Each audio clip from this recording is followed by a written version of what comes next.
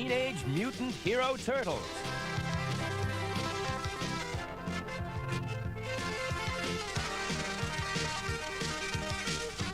Enter the Rat King. The four Teenage Mutant Hero Turtles never thought of Master Splinter as a half-human rat. He was just their friend. Once, he had been the brilliant martial arts professor Yoshi, the man that the evil Shredder from Dimension X, in the guise of a rival named Saki, had forced to flee in disgrace from Japan to America. Penniless, Yoshi lived with the rats in a sewer. The same sewer where four unwanted turtles were dumped, and where a canister of radioactive mutagen goo had been emptied. This was a powerful substance that combined the characteristics and appearance of all who came into contact with it. That's how the four turtles became mutant, half turtle, half teenager. And the wise and learned Professor Yoshi? His rat-like features were now as much a part of him as his deep-sounding voice. Only the sewer rats stayed the same, with their long, hairy ears and whiskers, and their sharp claws and teeth. Vern Thompson from television's Channel 6 News hated rats, especially when they got into his car. Scat! He yelled, aiming a slap at an intruding rodent and swerving. Beat it! His words were drowned by an ear-splitting crash. Steam hissed from a broken radiator. Vern gave a loud groan. Oh. Just his luck to plow into the back of a police car. By the time he reached the Channel 6 building where he was news editor, Vern had seen rats eating leftovers from dustbins. Rats in empty tins. In fact, rats all over town. He banged open the door to the newsroom. Everyone looked round at his torn clothes and the bandage on his forehead as he stormed towards newsgirl April O'Neil. You're gonna dig up the facts about our city's rat problem. That's tonight's lead story, he shouted. For once, the Teenage Mutant Hero Turtles weren't too fond of the furry little creatures either. Not after Michelangelo went to fetch the last box of pizza mix in the cupboard and found a rat had got there first. Hey, Furface! He yelled. What are you... He got no further. The rat shook itself like a dog and covered Michelangelo in flour. The force of his sneeze sent the unwelcome visitor scurrying behind the dishes. I'll get him! Cried Donatello, lunging. Crash! The crockery flew, but the rat got clean away. Don't let him escape! Shouted Leonardo, diving at exactly the same time as Raphael. Oh! Ow! By the time the rat had gone, the turtle's lair looked like a war zone. Your reflexes must be dull indeed, Splinter pronounced. if a mere rodent can outwit you. That furry little dude was more than mere. Michelangelo protested, but Leonardo waved a flipper at him. Shh! Someone's coming. Maybe the rat's back. Breathed Donatello. Tubuloso. Hissed Michelangelo. This time we'll nail him. Nobody quite knew whether to be pleased or disappointed to see it was April, Oh, sorry, April. muttered Donatello rather sheepishly. We mistook you for a low-down pizza-stealing rat. I've been researching a story on rats. April informed them. I came to investigate the situation in the sewers firsthand. A strange expression suddenly appeared on Splinter's face. Are you okay? Cried Leonardo. Yes? Faltered Splinter, waving a feeble paw. Do not worry. It will pass. Well, I better hustle. April cut in, eyeing her watch. I'm on the air in 20 minutes. It seemed like a lifetime to Irma, waiting for April in the Channel 6 news van. Whether it was the heavy rain or the low black sky, she didn't know, but she seemed to see dozens of beady red eyes glaring at her. And she could hear chomping, like hundreds of teeth nibbling at hard rubber. Okay, Irma, let's roll. Said April, climbing in beside her. She switched on the ignition. There was a series of loud thumps as the van rocked and shook, then stopped altogether. Oh no! Groaned Irma. 2 flat tires! 4 flat tires. Corrected April. Irma, if I miss that broadcast, Byrne will dock my pay. There was only one thing to do. Get out and walk. Both girls kept their collars bunched up tight against the rain which swept across the deserted streets. Suddenly, April grabbed Irma. Could that pattering sound be raindrops? Or was it... Rats! April screamed at the claws and long tails appearing out of the drains. Science and science of rats! Let's get a cab! Cried Irma. Taxi! Yoo-hoo! 4 wheels screeched to a stop. Too bad the cab driver had also seen all those eyes. Sorry. He blustered, his foot hovering nervously over the accelerator. No more than 5 passengers allowed. The cab roared away, splashing Irma and April from head to foot. If a bus hadn't come along, they would have been surrounded by an army of rats.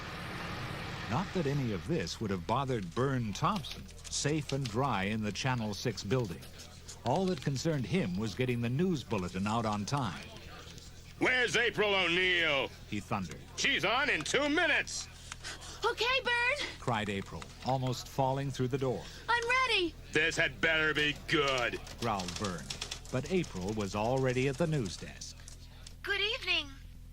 The Teenage Mutant Hero Turtles, watching April on their television, wondered why she looked so drawn and tense. I hope this doesn't upset our viewers, but our city is being overrun by rats. What she and Irma had seen made her shudder. Horrible, disgusting creatures. Something must be done about these vicious rodents. Unknown to the Turtles and April, something was going on in the dimly lit basement of Channel 6 News.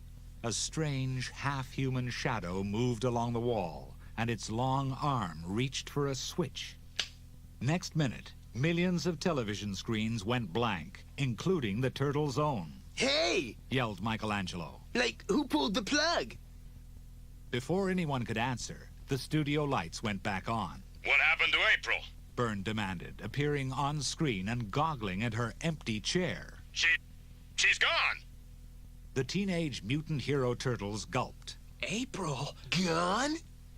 Within minutes, the turtle van had arrived at the Channel 6 building and they leapt out, all twirling ropes with grappling hooks at one end. Okay, Yelled Leonardo. all together.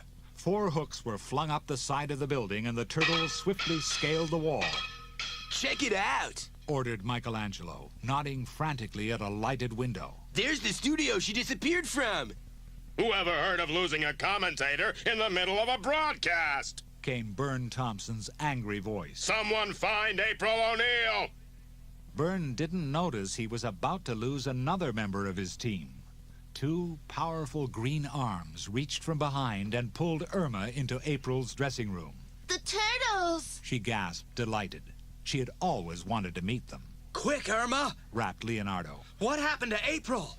Irma shrugged. You know as much as I do. If you ask me, it's those rats who chased us. But if April needed us, Michelangelo cut in. she'd call us on her turtle comm. You mean, said Raphael, pointing a flipper towards her dressing table, that turtle com? Leonardo let out a deep breath. Fellas, He said. we've got to check every storm drain and sewer pipe in the city until we find her. And with cries of Turtle power! they swung out of the window and slid down the ropes to the ground.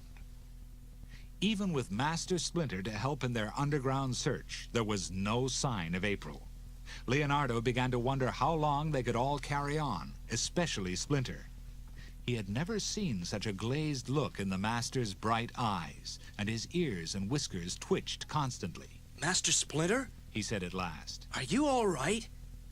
Yes. Splinter responded after a pause.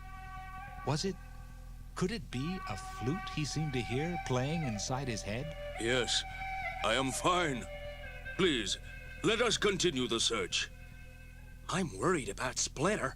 Leonardo confided to the others. He's acting strange. I've noticed that too. Admitted Donatello. His voice trailed away as they turned into yet another maze of tunnels. Where was April? No doubt about it, April was in a tight spot. There was a gag across her mouth, and her hands and feet were tightly bound. Through the gloom, she could make out some piles of waterlogged furniture and other rubbish. She thought it looked remarkably like a disused subway she had reported on not so long ago. Feebly, she struggled against her bonds. There were rats scampering everywhere. Welcome to my humble abode, Miss O'Neill. A sinister black shadow blocked out the dim light. I trust you are comfortable. At first, April saw only his feet. Then she raised her tired eyes to see a pair of filthy, rotting leggings. Rags covered the stranger's whole body and face, except for two staring eyes. With a cruel snigger, he took out a knife to cut April free, hauling her to her feet. Who are you? Demanded April, pulling down the gag. I am His Royal Rodent Majesty, the Rat King, and these He gestured towards the swarms of eager-faced rats. are my loyal subjects. My simplest wish is their command. Why did you bring me here? Cried April as she was pushed inside a huge cage. To keep you from telling those vicious lies about my loyal rat subjects. Was the answer. The door of the cage slammed shut, leaving April clutching the bars. She saw the Rat King take out something like a flute, which he put to his lips, filling the chamber with eerie music. At once, the rats stopped scurrying about and formed into columns, like a miniature army, and began marching on their hind legs. Don't you understand? Roared the Rat King in a mad frenzy. My devoted rodent followers and I are forming a new government in these sewers, and I am their leader. April bit her lip, hoping that the turtles would arrive in mega-quick time. Boy, did she need her turtle comm. She needed it so badly she could almost hear it bleeping. As it happened, April could hear a turtle comm, sounding louder than usual in an empty tunnel. Leonardo here! Snapped its owner. It's Irma. I think I know where April is and who's got her. It's some nutter called the Rat King. How do you know? Leonardo was quite impressed. But then he couldn't see Irma flapping the note she'd found pinned on April's dressing room door, reading, "I have April O'Neill, signed the Rat King." Oh, She said airily. call it intuition.